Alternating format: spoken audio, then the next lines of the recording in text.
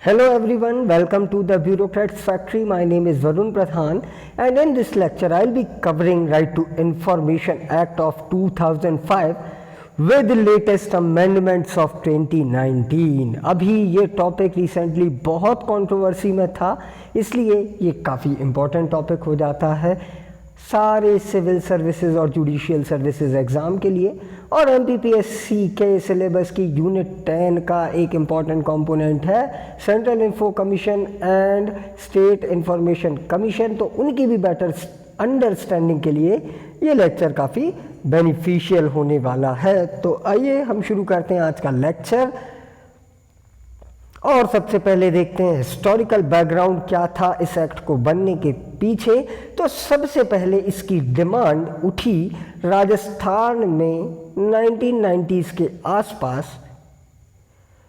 एक संगठन था जिसका नाम था मजदूर किसान शक्ति संगठन MKSS, उनने पहली बार इसकी डिमांड उठाई थी, जिसके बाद 2005 में RTI एक्ट लागू किया गया और जिसने रिप्लेस किया था freedom of information act of 2002 के लिए 2002 के फ्रीडम ऑफ इंफॉर्मेशन एक्ट को रिप्लेस किया था। भाई क्या प्रॉब्लम थी, क्यों इसे रिप्लेस करना पड़ा? तो जो प्रीवियस एक्ट था फ्रीडम ऑफ इंफॉर्मेशन एक्ट, वो कोई राइट प्रोवाइड नहीं कर रहा था सिटीजन्स के लिए। Citizens had no right to information. साथ ही CIC और स्टेट इंफॉर्मेशन कमीशन जैसी इंडिपेंडेंट बॉडीज़ की भी बात नहीं करता था। सिर्फ और सिर्फ पब्लिक ऑफिशियल्स के पास एक्सेस होता था इस इंफॉर्मेशन का, ठीक है। तो आम जन के लिए कोई राइट इस तरह की प्रोवाइडेड नहीं थी। साथ ही सुप्रीम कोर्ट ने कई सारे डिसीजन में ये बात कही कि right to information is included in article 19(1)(a which provides for freedom of speech and expression. क्यों ये RTI इंक्लूडेड है 19(1)(a में?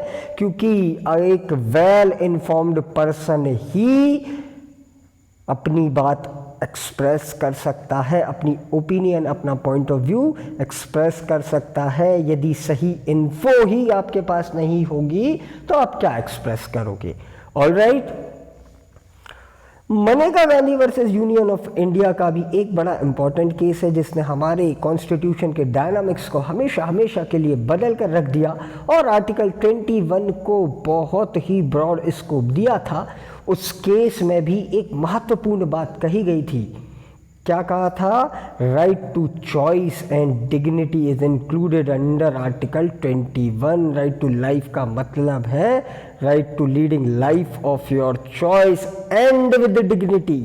तो हर आदमी के पास राइट टू नो होना चाहिए, क्योंकि ये चॉइसेस जो हैं वो इंफॉर्मेशन से ही आती हैं। यदि आपके पास इन्फो ही नहीं होगी तो आप चॉइसेस कैसे बनाएंगे? सो RTI इज ऑल्सो समवे और the other included under article 21। और एक वेल इन्फॉर्म्ड सिटीजन बहुत ज़रूरी है एक स्ट्रॉन्ग डेमोक्रेसी के लिए। So basically RTI is very very very important part of democratic state like India, ठीक है। आगे बढ़ते हैं और देखते हैं ऑब्जेक्टिव क्या है इस RTI का। तो बेसिक ऑब्जेक्टिव तो है कि ट्रांसपेरेंसी और अकाउंटेबिलिटी को इंश्योर करना, पारदर्शिता और जवाबदेही। एक डेमोक्रेटिक गवर्नमेंट कौन सी होती है? वो होती है which is for the people, of the people and by the people. Democracy में सिटीजन का काम सिर्फ इतना नहीं है कि वोट दिया और गवर्नमेंट को चुन लिया, बल्कि उस गवर्नमेंट से सवाल भी पूछ सकती है, ठीक है। तो यदि एक सिटीजन वेल इन्फॉर्म्ड होगा, ठीक है, उसके पास ये एक्सेस होगा कि गवर्नमेंट की सारी पॉलिसी प्रोग्राम्स का, गवर्नमेंट के सारे एक्शंस का उनके पास एक्सेस हो, तो गवर्नमेंट और ज़्यादा अकाउंटेबल बनेगी, करप्शन थोड़ा कंट्रोल में होगा, ठीक है। ये था मोटा माटी ऑब्जेक्टिव ऑफ RTI एक्ट, ठीक है। अब हम आगे बढ़ते हैं और इसके सारे इंपॉर्टेंट प्रोविजंस देखने की कोशिश करते हैं।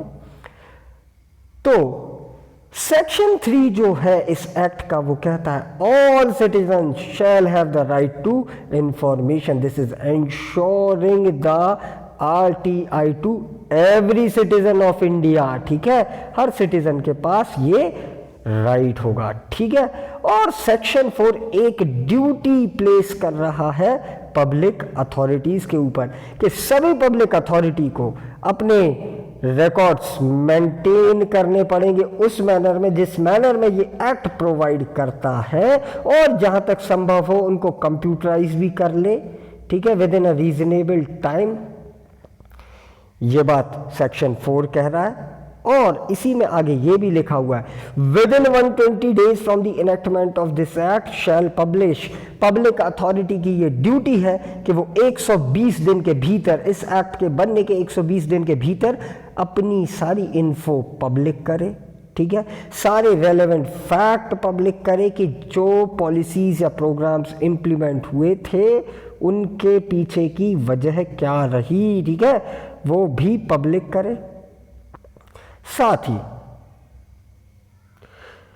अपने एडमिनिस्ट्रेटिव या फिर क्वासी जुडिशियल डिसीजन के पीछे के रीजंस भी लोगों को बताए। ये सारी पब्लिक अथॉरिटी की ड्यूटी रख दी, क्योंकि rights and duties are the flip side of the same coin, है ना, एक ही सिक्के के दो पहलू होते हैं, एक का राइट दूसरे की ड्यूटी होता है।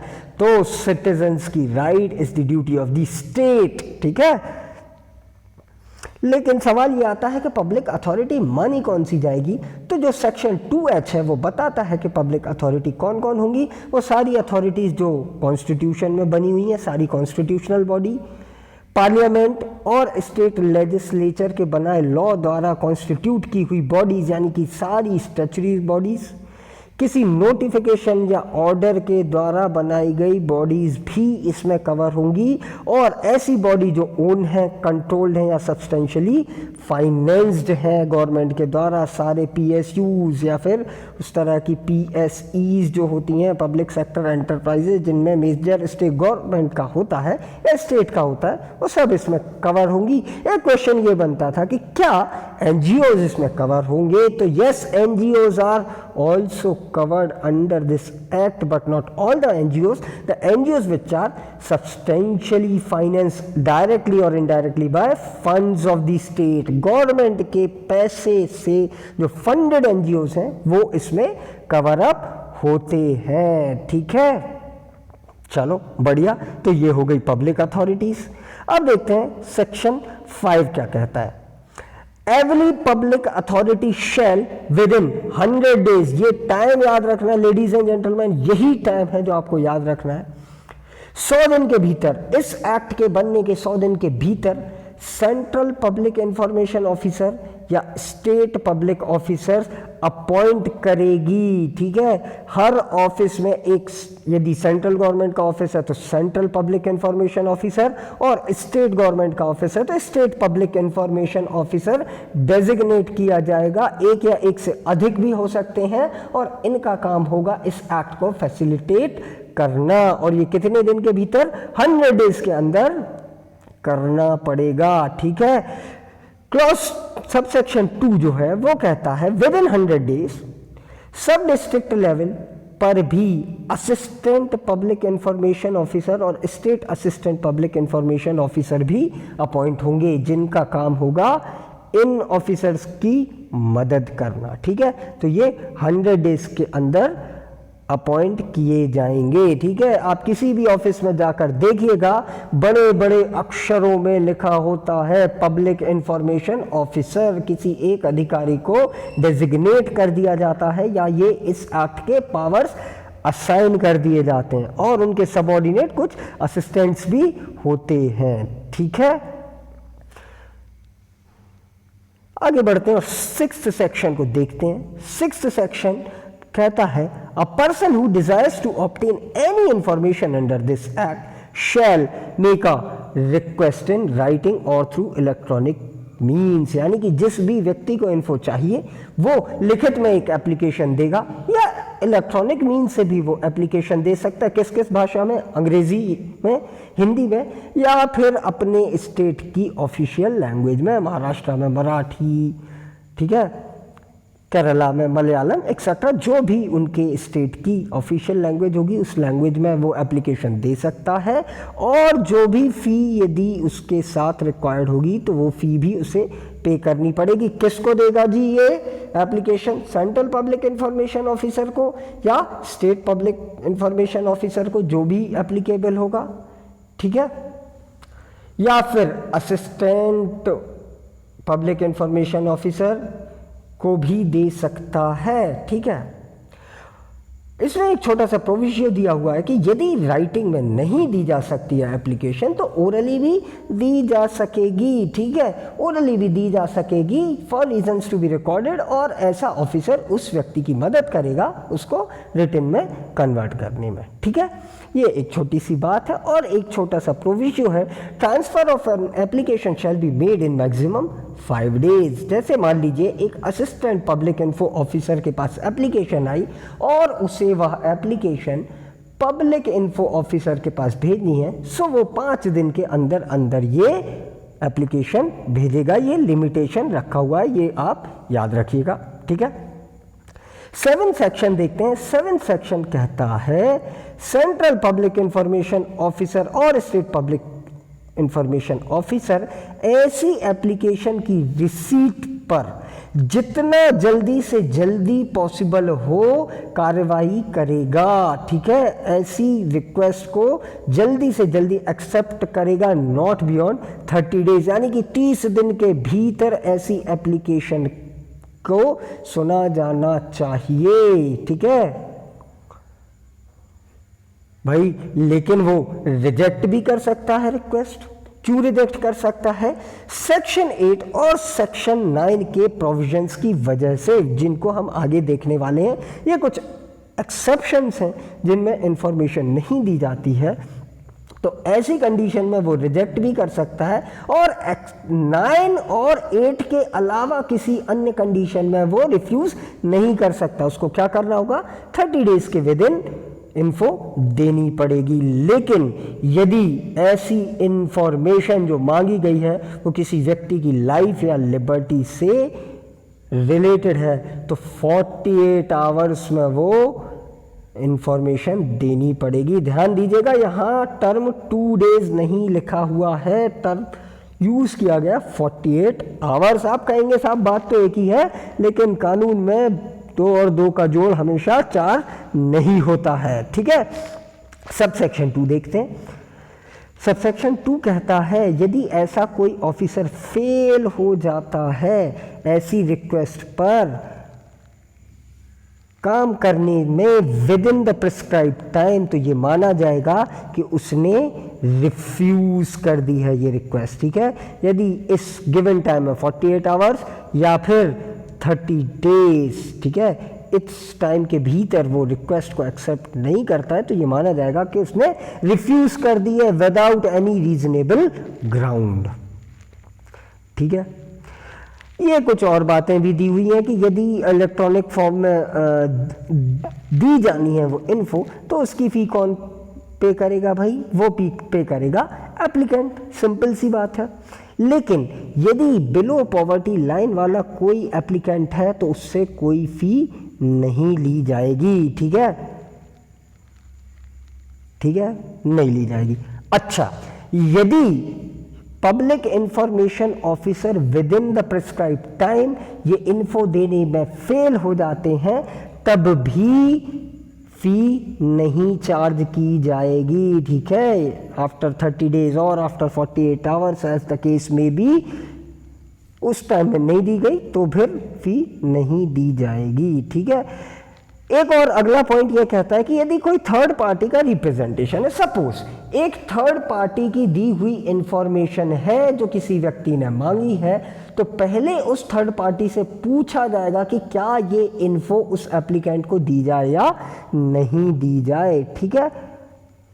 ये एक छोटी सी बात है। और अगला पॉइंट ये कहता है कि यदि सेंट्रल पब्लिक इंफॉर्मेशन ऑफिसर या state public information officer reject करते हैं ऐसी एप्लीकेशन तो उन्हें रीजन स्टेट करने पड़ेंगे, बताना पड़ेगा कि क्यों वो रिजेक्ट हो रही है। क्या वो सेक्शन 8 की वजह से रिजेक्ट हो रही है, या सेक्शन 9 की वजह से रिजेक्ट हो रही है, या अन्य कोई रीज़न है, या फिर ऐसे ही बेमतलब में रिजेक्ट कर दिया, तो ये बताना पड़ेगा। ऑलराइट, अब देखते हैं क्या वो एग्जम्पशंस हैं जो सेक्शन 8 में हैं जिनकी इन्फो नहीं दी जा सकती है। ऐसी कोई भी इन्फो जो sovereignty and integrity of India को हार्म करे, या फिर इंडिया की सिक्योरिटी, स्ट्रेटेजिक, साइंटिफिक या इकोनॉमिक इंटरेस्ट को हार्म करे, या फिर किसी फॉरेन स्टेट से जो हमारे रिलेशन है उनको हार्म करे, या फिर किसी क्राइम का इंसाइटमेंट को लीड करे, ऐसी इन्फो नहीं दी जाएगी। अच्छा, यदि किसी ऑफ कोर्ट ऑफ लॉ ने एक्सप्रेसली फॉरबिड किया है, या फिर ऐसी info contempt of court constitute करती है। आप याद करो आर्टिकल 19 क्लॉज 2 जो freedom of speech and expression के रीजनेबल रेस्ट्रिक्शंस देता है। तो 19(1)(a) के तहत यदि आपको राइट टू इंफॉर्मेशन है तो 19(2) के तहत उन पर रीजनेबल रेस्ट्रिक्शंस भी लगाए जा सकते हैं, और वो सारे रीजनेबल रेस्ट्रिक्शंस आप देखिए यहाँ पर मिलेंगे। तीसरा, cause a breach of privilege of parliament और स्टेट लेजिस्लेचर। आपको याद आ रहा होगा आर्टिकल कौन सा 105 पार्लियामेंट्री प्रिविलेजेस की बात करता है कि भाई पार्लियामेंट की प्रोसीडिंग एक्सेट्रा को पब्लिश नहीं किया जा सकेगा बिना परमिशन के, तो ऐसी इन्फो भी नहीं दी जा सकती। कॉमर्शियल कॉन्फिडेंस की, trade secrets, intellectual property right etcetera की इन्फो जो यदि डिस्क्लोज कर दी गई तो थर्ड पार्टी को लॉस कर सकती है, ऐसी इन्फो भी नहीं दी जाएगी। ई कहता है फिड्यूशरी रिलेशनशिप। फिड्यूशरी रिलेशनशिप का मतलब होता है रिलेशंस ऑफ ट्रस्ट, जैसे डॉक्टर और पेशेंट के बीच का रिश्ता, जैसे लॉयर और उसके क्लाइंट के बीच का रिश्ता, ये सारे फिड्यूशरी रिलेशनशिप होते हैं, रिलेशंस ऑफ ट्रस्ट, है ना। ऐसे रिलेशनशिप में कही गई इन्फो को भी नहीं दिया जाएगा। लेकिन ये जो लास्ट पॉइंट है डी और ई, इनमें यदि कोई ऐसी इन्फो है जो कॉम्पिटेंट अथॉरिटी को लगती है कि पब्लिक इंटरेस्ट में ज़रूरी है उनका पब्लिक डोमेन में आना या फिर इन्फो को डिस्क्लोज किया जाना, तो की भी जा सकती है। बट ए, बी और सी वाली इन्फो तो किसी भी कंडीशन में नहीं डिस्क्लोज की जाती है। ऑलराइट, आगे बढ़ते हैं और अगले एक्सेप्शंस देखते हैं। Receive in confidence from foreign government. भाई फॉरेन गवर्नमेंट से मिली हुई कोई इन्फो है वो मना कर सकता है अथॉरिटी, ठीक है। जो किसी की लाइफ या पर्सनल लिबर्टी को, सेफ्टी को इंडेंजर करे, ऐसी कोई इंफॉर्मेशन जो है वो भी डिस्क्लोज करने से मना किया जा सकता है। प्रोसेस ऑफ इन्वेस्टिगेशन या फिर प्रोसिक्यूशन ऑफ ऑफेंडर्स एक्सेट्रा को इम्पीड करे, ठीक है। इन्वेस्टिगेशन यानी जो पुलिस का काम है, प्रोसिक्यूशन जो कोर्ट का काम है, इन सारे कामों को स्लो डाउन करे या इम्पीड करे, ऐसी इन्फो भी मना की जा सकती है। देन कैबिनेट पेपर्स, सारे रिकॉर्ड्स, डेलिब्रेशंस जो काउंसिल ऑफ मिनिस्टर्स के, सेक्रेटरी को और अदर ऑफिशियल्स के हैं। लेकिन ऐसे ही इन्फो यदि ऑलरेडी पब्लिक डोमेन में है तब उसको देने से मना नहीं किया जाएगा, ठीक है। Last, personal information which has no relationship to any public activity or interest or which may cause unwarranted invasion of privacy of individual unless it is in larger public। कुल मिलाकर पब्लिक इंफॉर्मेशन ही disclose की जा सकती है, personal information नहीं। क्यों? Personal information का disclosure right to privacy का वायलेशन है। आर्टिकल 21 में राइट टू प्राइवेसी भी एक इम्पॉर्टेंट राइट है। तो आप एक एप्लीकेशन लेकर नहीं जाओगे कि सर हमें तो टाटा का इनकम टैक्स स्टेटमेंट चाहिए कि उनने कितना टैक्स भरा। No, you can not seek such information because it is personal information which is breaching the privacy. Alright, तो ऐसी इन्फो देने से अथॉरिटी मना कर सकती हैं, ठीक है। उन सारे एक्सेप्शंस को आप याद रखिएगा। फिर हम चैप्टर 3 देख लेते हैं। चैप्टर 3 बात करता है सेंट्रल इंफॉर्मेशन कमीशन के कॉन्स्टिट्यूशन की। हमने देखा था फ्रीडम ऑफ इंफॉर्मेशन जो एक्ट था उसमें ऐसी कोई इंडिपेंडेंट बॉडी नहीं थी, बट आरटीआई एक्ट में ऐसी इंडिपेंडेंट बॉडी है, सीआईसी और state information commission, CIC central level पर, ठीक है। तो तो इसमें कौन कौन होगा? एक चीफ इंफॉर्मेशन कमिश्नर होगा और बहुत सारे इंफॉर्मेशन कमिश्नर्स होंगे, नॉट एक्सीडिंग 10। ठीक है, मतलब मैक्सिमम 10 इंफॉर्मेशन कमिश्नर्स हो सकते हैं। इन इंफॉर्मेशन कमिश्नर्स को अपॉइंट कौन करता है? तो थंब रूल याद रखिएगा, ज़्यादातर अपॉइंटमेंट सेंट्रल लेवल के प्रेसिडेंट साहब करते हैं। तो ऑफकोर्स यहाँ भी प्रेसिडेंट साहब ही करेंगे ये अपॉइंटमेंट, और प्रेसिडेंट हमेशा किसी की एडवाइस पर ही काम करते हैं। तो यहाँ पर भी वो एक कमिटी की रिकमेंडेशन पर ये अपॉइंटमेंट करेंगे। उस कमिटी में होंगे prime minister as the chairperson, leader of opposition in Lok Sabha, और एक ऐसा यूनियन कैबिनेट मिनिस्टर जिसको नॉमिनेट करेंगे पीएम। ठीक है, ये होगा सेंट्रल इंफॉर्मेशन कमीशन का कॉन्स्टिट्यूशन। और जो लोग इंफॉर्मेशन कमिश्नर बनाए जाएंगे वो ऐसे लोग होंगे, person of eminence in public life who shall have wide knowledge and experience in law, science and tech, social service, management, journalism, mass media, administration, governance etcetera. और ऐसे लोग एमपी, एमएलए, एमएलसी एक्सेट्रा ना हो, कोई public office ना hold कर रहे हो, किसी पॉलिटिकल पार्टी के ना हो, कोई ट्रेड या बिजनेस कैरी ना करते हो। ये भी उनकी एक रिक्वायरमेंट है। ये था सीआईसी का कॉन्स्टिट्यूशन। आगे बढ़ते हैं और देखते हैं सेक्शन 13। लेडीज एंड जेंटलमैन, इस सेक्शन 13 को बहुत अच्छे से जान लीजिएगा। यही वो सेक्शन है, या ये वो पहला सेक्शन है जिसमें अमेंडमेंट किया गया है। सेक्शन 13 में पहला अमेंडमेंट जो 2019 में किया गया वो ये था, term of office of central information commissioner and information commissioners. तो अब चेंज करके वो कर दिया, the chief information commissioner shall hold office for a term that is prescribed by central government, the term as may be prescribed by the central government. और same बात कर दी गई है इंफॉर्मेशन कमिश्नर्स के लिए कि information commissioner shall hold office for a term as may be prescribed by the central government. और ये दोनों ही रीअपॉइंटमेंट के लिए एलिजिबल नहीं होते। हाउएवर एक इंफॉर्मेशन कमिश्नर जो है आगे जाकर चीफ इंफॉर्मेशन कमिश्नर बनाया जा सकता है, ये बात प्रोविजियो कह रहा है। अब देखिए अमेंडमेंट क्या हुआ। प्रीवियसली क्या था? Previously, the term was 5 years from entering into office or 65 years of age, whichever is earlier। लेकिन अब कर दिया कि सेंट्रल गवर्नमेंट जो टर्म प्रिस्क्राइब करेगा वो टर्म होगा। This was amendment number 1। ठीक है, तो एक क्वेश्चन यहाँ से बन सकता है, भाई कौन से सेक्शन में अमेंडमेंट हुआ? तो एक सेक्शन तो है सेक्शन 13। ठीक है, अच्छा, ओथ कौन दिलाएगा इनको? ओथ दिलाएंगे प्रेसिडेंट साहब, क्योंकि वही अपॉइंट करते हैं। और ये ओथ का प्रोसीजर फर्स्ट शेड्यूल में दिया है एक्ट के, तो ये इतना कुछ खास नहीं है। देन रेजिग्नेशन किसको देंगे? तो अगेन रेजिग्नेशन भी प्रेसिडेंट को देंगे। और रिमूवल किसको कौन करता है? तो रिमूवल भी इनका प्रेसिडेंट ही करते हैं। ये बातें आप याद रखिएगा। ठीक है, आगे बढ़ते हैं। फिफ्थ कह रहा है salary and allowances. Again sub section 5 of section 13 has been amended by the amendment of 2019।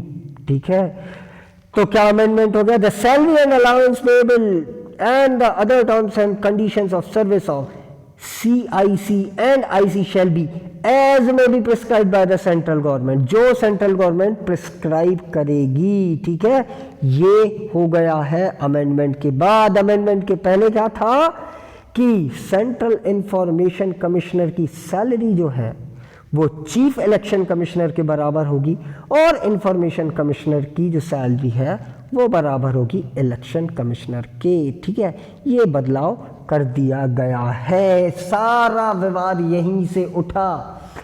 Congress party के एक एमपी हैं Mr Shashi Tharoor, he made a statement about this in parliament कि this is not right to information amendment act but this is right to information dilution act because it is diluting the security of tenure of the information commissioners and chief information commissioners. जिसके जवाब में central government ने कहा कि साहब ये amendment तो हम इस एक्ट को ठीक करने के लिए लेकर आए हैं। क्यों ठीक करने के लिए लेकर आए हैं?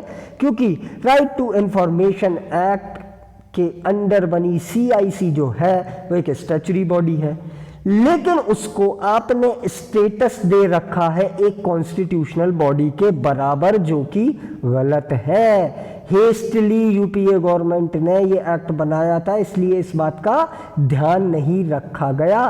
तो हम एक स्टैच्यूटरी बॉडी को कॉन्स्टिट्यूशनल बॉडी के बराबर नहीं मान रहे हैं, इसलिए ये अमेंडमेंट लेकर आए हैं। एक नोट नीचे करना जरूरी है इनका। दूसरी बात, एक चीफ इलेक्शन कमिश्नर और इलेक्शन कमिश्नर्स की रैंक जो है वो कॉन्स्टिट्यूशनल बॉडी होने के कारण उनके डिसीजन को सिर्फ सुप्रीम कोर्ट में चैलेंज किया जा सकता है ना। और CECs और ECs का जो रैंक होता है वो जजेस ऑफ सुप्रीम कोर्ट के इक्विवेलेंट होता है। तो यदि ये चीफ इंफॉर्मेशन कमिश्नर और इंफॉर्मेशन कमिश्नर की रैंक हम CEC और EC के इक्वल रखेंगे, इलेक्शन कमिश्नर के इक्वल रखेंगे, तो उनकी रैंक बाय डिफॉल्ट जजेस ऑफ सुप्रीम कोर्ट के बराबर हो जाएगी। लेकिन इंफॉर्मेशन कमीशन की जो डिसीजंस हैं या ऑर्डर्स हैं उनको चैलेंज कहाँ किया जा सकता है? हाई कोर्ट में। सो विच इज कॉन्ट्राडिक्टरी। तो ऐसे कॉन्ट्राडिक्शंस को दूर करने के लिए हम ये अमेंडमेंट लेकर आए हैं, ये कहा सेंट्रल गवर्नमेंट ने। और साथ ही सेंट्रल गवर्नमेंट ने ये भी कहा कि बहुत सारी ऐसी एंटी नेशनल एजेंसीज हैं जो हमारी कंट्री के अगेंस्ट काम कर रही हैं, वो आए दिन इंफॉर्मेशन मांगती रहती हैं just to harass the commissions और just to harass the information officers. तो इस मिसयूज को हम अवॉइड कर पाए, इसलिए भी हम ये अमेंडमेंट लेकर आए हैं। बट ये कंट्रोवर्सी थोड़ी चल रही है, आगे देखते हैं ये कितनी ग्रो होती है, इसका डेवलपमेंट कैसा होता है। बट ये था अमेंडमेंट जो 2019 में हो गया। ऑलराइट, आगे बढ़ते हैं और देखते हैं chapter 4। Chapter 4 state election commission की बात करता है। ठीक है, स्टेट इलेक्शन कमीशन का भी लगभग सब सेम ही होता है। ठीक है, हर स्टेट में एक हर स्टेट में एक इंफॉर्मेशन कमीशन होगी। ठीक है, इस इंफॉर्मेशन कमीशन में एक होगा स्टेट चीफ इंफॉर्मेशन कमिश्नर और होंगे ऐसे number of state information commissioners not exceeding 10, यानी कि यहाँ भी मैक्सिमम 10 इंफॉर्मेशन कमिश्नर्स हो सकते हैं। इनकी अपॉइंटमेंट कौन करेगा? भाई स्टेट के सारे अपॉइंटमेंट गवर्नर करता है, तो यहाँ पर अपॉइंटमेंट गवर्नर करेगा। कौन सी कमेटी के रिकमेंडेशन पे? CM साहब होंगे, लीडर ऑफ अपोजिशन टू विधानसभा, और एक कैबिनेट मिनिस्टर जिसको CM साहब अपॉइंट करेंगे। इन 3 लोगों की कमेटी रिकमेंड करेगी। इनकी क्वालिफिकेशन भी सेम है कि भाई पर्सन ऑफ एमिनेंस होने चाहिए, law, science, tax, social service, media, administration etcetera, कोई पब्लिक ऑफिस होल्ड ना करें, MP, MLA एक्सेट्रा ना हो, ऐसे लोग ही स्टेट में भी इंफॉर्मेशन कमिश्नर बन सकते हैं। ठीक है, नो प्रॉब्लम एट ऑल। आगे बढ़ते हैं, 16th पर आ जाते हैं। Again another section which has been amended by the amendment of 2019।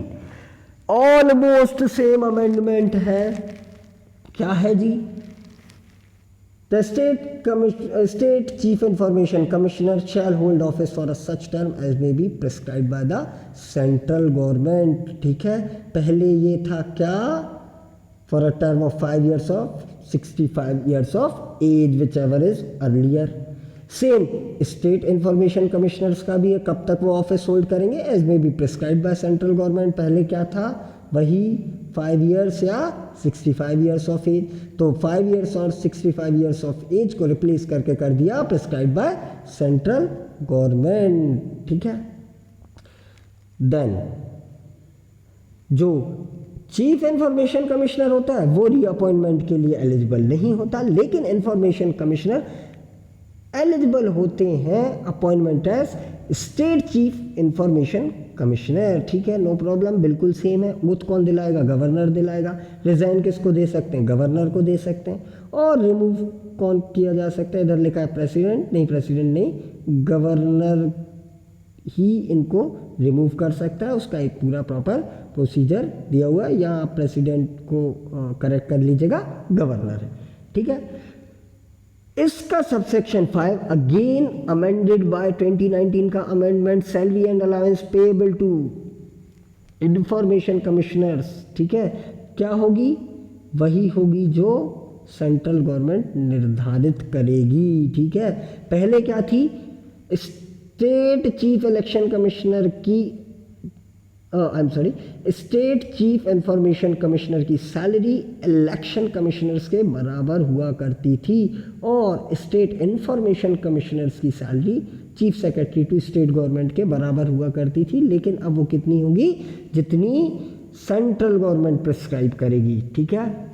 So again 16 का 1, 2 और 5 ये 3 सबसेक्शन अमेंड हुए हैं 2019 में। इनको आप याद रखिएगा बहुत अच्छे से, ठीक है। एक बार हम देख लेते हैं। ये पूरा अमेंडमेंट जो है मैंने आपको अलग से निकाल के दे दिया है। पहले वो 5 ईयर और 65 ईयर्स था, अब सेंट्रल गवर्नमेंट जितना प्रिस्क्राइब करे। पहले उनकी सैलरी कितनी होती थी, चीफ इलेक्शन कमिश्नर और इलेक्शन कमिश्नर के बराबर, और स्टेट लेवल पर कितनी, इलेक्शन कमिश्नर्स और चीफ सेक्रेटरी के बराबर, ठीक है।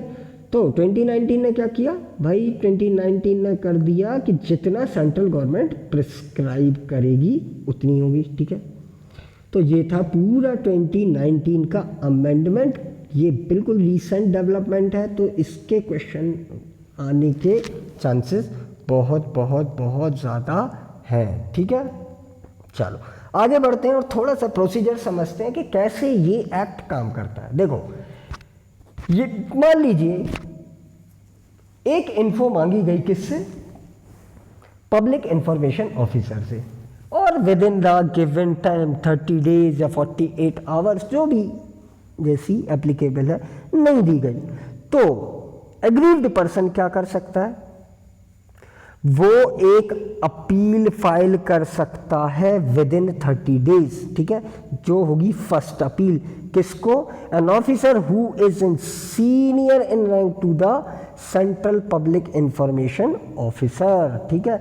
मान लीजिए किसी एक जिले में कोई एडीएम रैंक का अधिकारी है जो central public information officer appoint कर दिया गया उस जिले का, तो भाई किसके पास अपील जाएगी, फर्स्ट डीएम साहब के पास, है ना।